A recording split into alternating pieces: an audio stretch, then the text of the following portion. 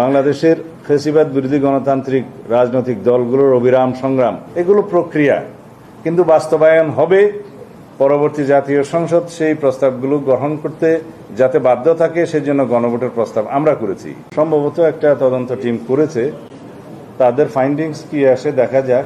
আমি মনে করি না বিকৃত করা হয়েছে, তবে আংশিক বক্তব্যটা কাট করে তারা কথা বলেছে বলে আমার মনে হয়। তো ঠিক কোনো জুলাই অভ্যুত্থানের সাথে জড়িত কোনো সংগঠন অথবা ব্যক্তি ওই বিশৃঙ্খল ঘটনার সাথে জড়িত থাকতে পারে না, মানে জড়িত থাকতে পারে বলে আমি বিশ্বাস করি না।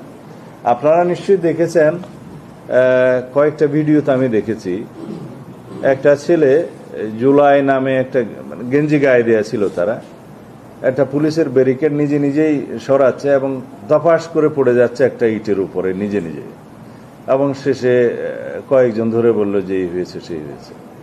আর একজন ছেলে দেখলাম যে নিজে নিজেই পড়ে গিয়ে বলছে যে আহত হয়েছে এবং তার পায়ে সিটি স্ক্যান লাগবে।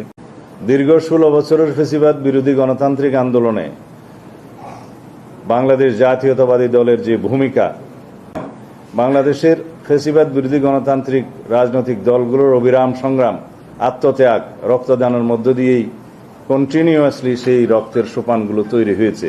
এই যে কোনো একটি রাজনৈতিক দল নয়, সকল রাজনৈতিক দল যারা ফ্যাসিবাদ বিরোধী গণতান্ত্রিক সংগ্রামে অবদান রেখেছে, অবিরাম সংগ্রাম করেছে, তাদের সকলের অবদানের প্রেক্ষিতেই সংগঠিত হয়েছে ছাত্রগণ অভ্যুত্থান।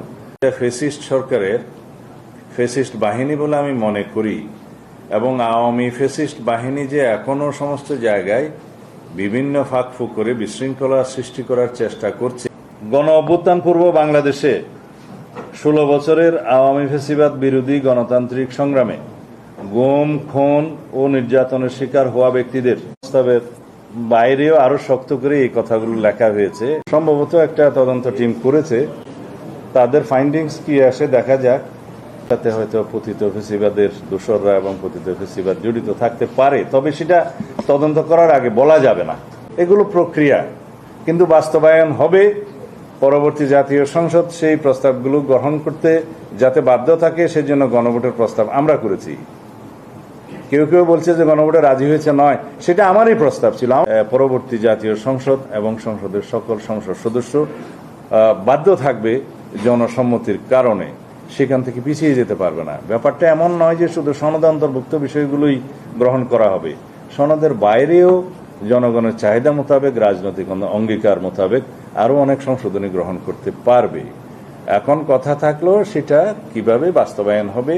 গণভোট অনুষ্ঠিত হবে এবং সেই গণভোটের জন্য তার আগে একটি সরকার প্রজ্ঞাপনের মাধ্যমে সনদটাকে প্রকাশ করবে, গেজেটের মাধ্যমে প্রকাশ করবে। আইন সংবিধান, তারপরে পার্লামেন্টের আইন এনাক্টমেন্ট যেটা, তারপরে হচ্ছে অর্ডিন্যান্স প্রেসিডেন্টের, তারপরে হচ্ছে আদেশ, তারপরে প্রজ্ঞাপন, রুলস, এগুলো হচ্ছে ক্রমিক নাম্বার অনুসারে। তো এখানে আদেশের স্ট্যাটাসটা বলাই আছে এবং সেই আদেশটা কে জারি করতে পারবেন সেটা সংবিধানেও উল্লেখ আছে। সেই আদেশের স্ট্যাটাস কি হবে আমরা বলেছি ইট ইজ বিলো অর্ডিন্যান্স। সেদিন আমার বক্তব্যে বলেছিলাম ঐক্যমত্য কমিশনে, সেটা করতে পারে, তবে তাৎক্ষণিকভাবে প্রয়োগের ক্ষেত্রে যেই অসাংবিধানিকতা সেটাকে আমরা পরিহার করতে পেরেছি। দৈনিক আজকের বাংলা .net